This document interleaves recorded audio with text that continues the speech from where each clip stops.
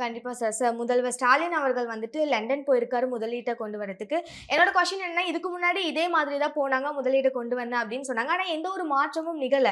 அப்போ முன்னாடி கொண்டு வந்த முதலீடு என்ன ஆச்சு அப்படின்றது பல பேரோட கொஸ்டினா இருக்கு சார். உங்களோட நீங்க முதலீடு கொண்டு வரது போறது முதலீடு தான் கொண்டு வர போனாருன்னு நீங்க பார்க்குறீங்க.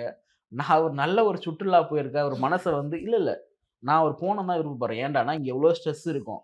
ஏன்னா, அவர் என்ன சொல்றாருன்னா, கண்மூடி விழித்தாலே நம்மவர்கள் என்ன செய்வார்கள்ன்னே தெரியல. யார் அத நம்புவார்கள்னா அமைச்சர்கள். ம். உடனே வந்து பொன்முடி பொருள் ஹி ஹின்னு சிரிப்பாங்க. அவங்க கை தட்டி சிரிப்பாங்க.